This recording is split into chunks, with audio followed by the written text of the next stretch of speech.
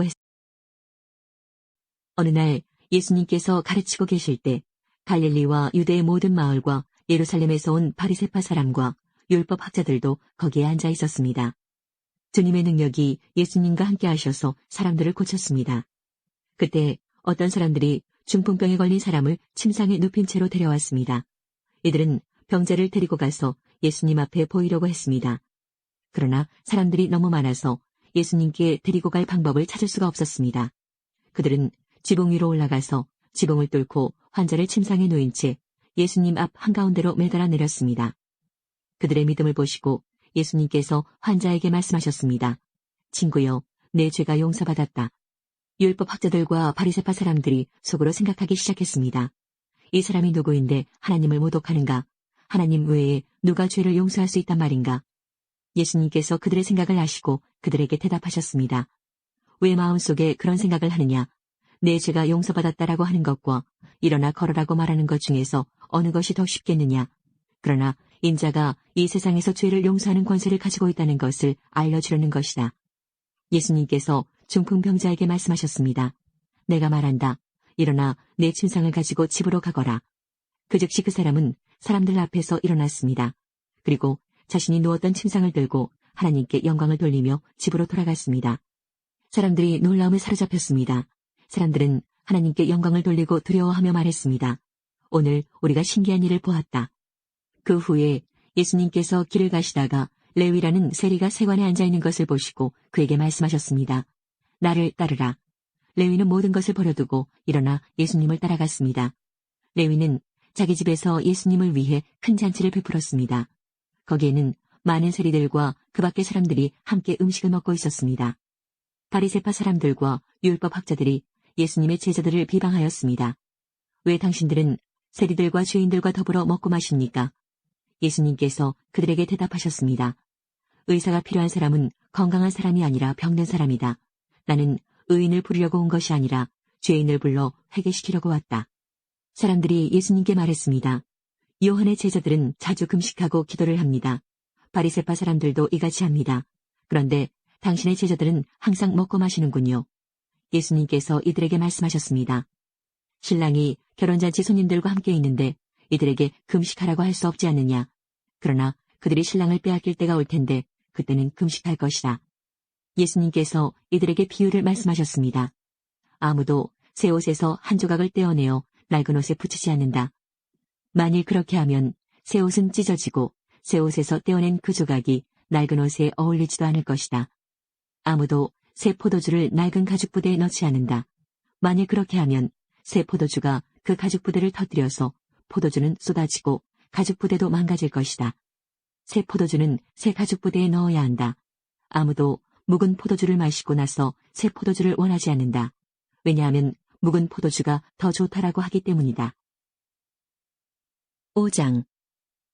얼마 후 유대인의 명절이 되어 예수님께서는 예루살렘으로 올라가셨습니다. 예루살렘에 있는 양의 문 근처에 기둥 5개가 있는 연못이 있었습니다. 거기에는 히브리 말로 베데스다라고 씌어 있었습니다. 이곳에는 병약한 사람, 안 못 보는 사람, 걷지 못하는 사람, 다리를 저는 사람 등 많은 병자들이 누워 있었습니다. 없음. 거기에 38년 동안 병을 앓아온 한 남자가 있었습니다. 예수님께서는 그 남자가 누워있는 것을 보시고 그가 아주 오랫동안 병을 앓아온 사람이라는 것을 아셨습니다. 그래서 그에게 물으셨습니다. 낫기를 원하시오. 병든 사람이 대답했습니다. 선생님, 물이 움직이기 시작할 때 제가 연못 안으로 들어갈 수 있게 도와주는 사람이 없습니다. 제가 물속으로 들어가려고 하면 다른 사람이 저보다 앞서서 물속으로 들어가곤 합니다. 그때 예수님께서 말씀하셨습니다. 일어나서 당신의 침상을 들고 걸어가시오. 그 즉시 그 남자는 병이 나았습니다.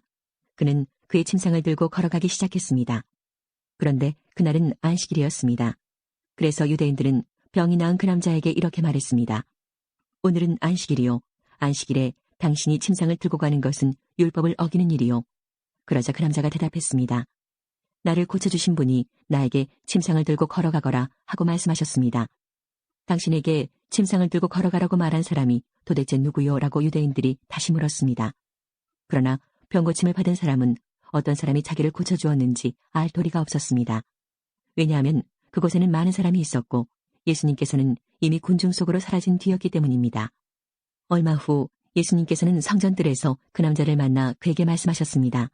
보시오, 당신은 이제 다시 건강해졌으니 더 악한 일이 당신에게 닥치지 않게 다시는 죄를 짓지 마시오. 그 남자는 그 자리를 떠나 유대인들에게 가서 자신을 고쳐주신 분이 예수님이라고 말했습니다. 예수님께서 안식일에 이러한 일을 하셨기 때문에 유대인들은 예수님을 핍박하기 시작했습니다. 그러나 예수님께서는 그들에게 이렇게 말씀하셨습니다. 내 아버지께서 지금까지 항상 일하시니 나도 일한다. 이 말 때문에 유대인들은 더더욱 예수님을 죽이려고 안달하였습니다. 그것은 그분이 안식일을 범할 뿐만 아니라 하나님을 자기의 친아버지라고 불러 자기를 하나님과 동등하게 여기고 있기 때문이었습니다. 그러나 예수님께서 말씀하셨습니다. 내가 너희에게 진리를 말한다. 아들은 어느 것 하나도 혼자서 할 수 없다. 아들은 다만 아버지께서 하시는 일을 보고서야 그것을 할 수 있을 따름이다. 그것은 아버지께서 무엇을 행하시든지 아들도 행하기 때문이다. 아버지께서는 아들을 사랑하셔서 그분이 하시는 모든 일들을 아들에게 보여주신다. 너희에게는 놀랄만한 일이겠지만 아버지께서는 이보다 더 큰 일들을 아들에게 보여주실 것이다. 아버지께서 죽은 사람을 부활시키시며 그들에게 생명을 주시는 것처럼 아들도 자기가 원하는 자들에게 생명을 줄 것이다. 이뿐 아니라 아버지는 아무도 심판하지 않으시고 심판하는 모든 권한을 아들에게 맡기셨다. 하나님께서 이렇게 하시는 것은 모든 사람들이 아버지를 존경하듯이 아들도 존경하게 하기 위해서이다. 아들을 존경하지 않는 사람은 아들을 보내신 아버지도 존경하지 않는 것이다. 내가 너희에게 진리를 말한다. 누구든지 내 말을 듣고 나를 보내신 분을 믿는 사람은 영원한 생명을 얻었고 심판을 받지 않을 것이며 사망에서 생명으로 옮겨졌다. 내가 너희에게 진리를 말한다. 죽은 사람이 하나님의 아들의 음성을 들을 때가 올 것인데 그때가 바로 지금이다. 그 음성을 듣는 사람들은 살 것이다. 아버지 속에 생명이 있는 것처럼 아버지께서는 아들에게도 생명을 주어 그 속에 있게 하셨다. 또한 아들이 곧 인자이기 때문에 아버지께서는 아들에게 심판할 수 있는 권한을 주셨다. 이 말을 한다고 놀라지 마라. 무덤 속에 있는 모든 사람들이 아들의 음성을 들을 때가 올 것이다. 선한 일을 한 사람들은 생명을 얻기 위해 부활할 것이며 악한 일을 한 사람들은 심판을 받기 위해 부활할 것이다. 나는 혼자서는 아무것도 할 수 없다. 나는 내가 드는 대로만 심판을 한다. 그래서 나의 심판은 의롭다. 나는 내가 하고 싶은 것을 하려 하지 않고 오직 나를 보내신 분이 원하시는 것을 하려고 애쓴다. 내가 나 자신에 대하여 증언한다면 사람들은 내 증거를 참된 증거로 받아들이지 않을 것이다. 그러나 나에 대하여 증언하는 다른 분이 계시니 나는 그분이 나에 대하여 증언하는 것이 옳다는 것을 안다. 너희가 요한에게 사람을 보냈고 요한은 너희에게 진실되게 증언하였다. 그렇다고 해서 내가 사람에게서 증언을 받은 것은 아니다. 내가 이런 말을 하는 것은 너희가 구원을 얻을 수 있도록 하기 위해서이다. 요한은 타오르면서 빛을 내는 등불이었다. 너희는 잠시 요한의 빛 가운데서 기뻐하기를 원했으나 내게는 요한의 증언보다 더 큰 증언이 있다. 아버지께서 나에게 하라고 주셨고 지금 내가 행하고 있는 일들이 아버지께서 나를 보내신 것을 증언한다. 나를 보내신 아버지께서 친히 나를 증언해 주셨다. 너희는 지금까지 그분의 음성을 듣지도 않았고 그분의 모습을 보지도 않았다. 또한 너희는 아버지께서 보내신 사람을 믿지 않기 때문에 하나님의 말씀이 너희 속에 머물러 있지도 않는다. 너희는 성경에서 영생을 얻을 수 있다고 생각하여 성경을 부지런히 연구하고 있는데 바로 그 성경이 나를 증언하는 것이다. 하지만 너희는 영생을 얻기 위해 나에게 오는 것을 거절하였다. 내가 사람에게서 영광을 받으려는 것이 아니다. 나는 너희가 어떤 사람인지를 안다. 너희에게는 하나님을 사랑하는 마음이 없다. 나는 나의 아버지로부터 받은 권세를 가지고 왔으나 너희는 나를 받아들이지 않는다. 그러나 다른 사람이 자기의 권세를 가지고 온다면 너희는 그를 받아들일 것이다. 너희는 너희끼리 영광받는 것을 좋아하면서도 하나님께로부터 오는 영광을 얻는 일에는 힘을 쓰지 않으니 너희가 어떻게 나를 믿을 수 있겠느냐. 내가 아버지 앞에서 너희를 고소할 것이라고 생각하지 마라. 너희를 고소하는 사람은 바로 너희가 소망을 두고 있는 모세이다. 너희가 모세를 믿었다면 나를 믿었을 것이다. 왜냐하면 모세가 기록한 것이 나에 관한 것이기 때문이다. 너희가 모세의 글을 믿지 않는데 내가 말하는 것을 어떻게 믿을 수 있겠느냐. 12장. 그 무렵 안식일에 예수님께서 밀밭 사이를 걸어가셨습니다. 제자들이 너무 배가 고파서 밀리삭을 잘라먹기 시작했습니다. 바리새파 사람들이 이것을 보고 예수님께 말했습니다. 보시오, 당신의 제자들이 안식일에 금지된 일을 하고 있습니다. 예수님께서 대답하셨습니다. 너희는 다윗과 그 군사들이 굶주렸을 때 했던 일을 읽어보지 못하였느냐. 다윗은 하나님의 전에 들어가 자신도 먹을 수 없고 그 부하들도 먹을 수 없으며 오직 제사장만이 먹을 수 있는 진설병을 먹었다. 너희가 또한 안식일의 성전 안에서만큼은 제사장들이 안식일을 어겨도 죄가 되지 않는다는 것을 율법에서 읽어보지 못하였느냐. 내가 너희에게 말한다. 성전보다 더 큰 이가 여기 있다. 나는 희생제물보다 자비를 원한다라고 하신 말씀이 무슨 뜻인지 너희가 알았더라면 죄 없는 사람들을 죄인으로 단정하지 않았을 것이다. 인자는 안식일의 주인이다. 예수님께서 그곳을 떠나 유대인의 회당으로 들어가셨습니다. 회당 안에 손이 오그라진 사람이 있었습니다. 사람들이 예수님을 고발하려고 안식일에 병을 고치는 것이 옳습니까 하고 예수님께 여쭈었습니다. 예수님께서 그들에게 대답하셨습니다. 만일 너희 중에서 어떤 사람이 양 한 마리를 가지고 있는데 그 양이 안식일에 구덩이에 빠지면 그것을 끌어내지 않겠느냐. 하물며 사람은 양보다 얼마나 더 귀중하냐. 그러므로 안식일에 선한 일을 하는 것이 옳다. 그리고 나서 예수님께서 손이 오그라진 사람에게 말씀하셨습니다. 손을 펴보아라. 그 사람이 손을 펴자 그 손이 다른 손처럼 회복되었습니다. 바리새파 사람들은 가서 예수님을 어떻게 없앨지 모의를 하였습니다. 예수님께서 이것을 아시고 그곳을 떠나셨습니다. 많은 사람들이 예수님을 따라왔고 예수님께서는 병든 사람들을 모두 고쳐주셨습니다. 그러나 예수님께서는 자신에 대해 이야기하지 말라고 이르셨습니다. 이것은 예언자 이사야의 말을 이루려는 것입니다. 내가 선택한 종을 보아라. 내가 그를 사랑하고 기뻐한다. 내 영을 그에게 줄 터인데 그가 이방 사람들에게 정의를 선포할 것이다. 그는 다투지도 않고 울부짖지도 않을 것이다. 거리에서 아무도 그의 소리를 들을 수 없을 것이다. 그는 상한 갈대도 꺾지 않을 것이고 꺼져가는 불꽃도 끄지 않을 것이다. 그래서 그는 결국 정의가 이기게 할 것이다. 모든 이방 사람들이 그 이름에 소망을 걸 것이다. 안식일에 예수님께서 밀밭 사이를 지나가실 때였습니다. 제자들이 길을 내면서 밀리삭을 잘랐습니다. 바리새파 사람들이 예수님께 말했습니다. 보십시오.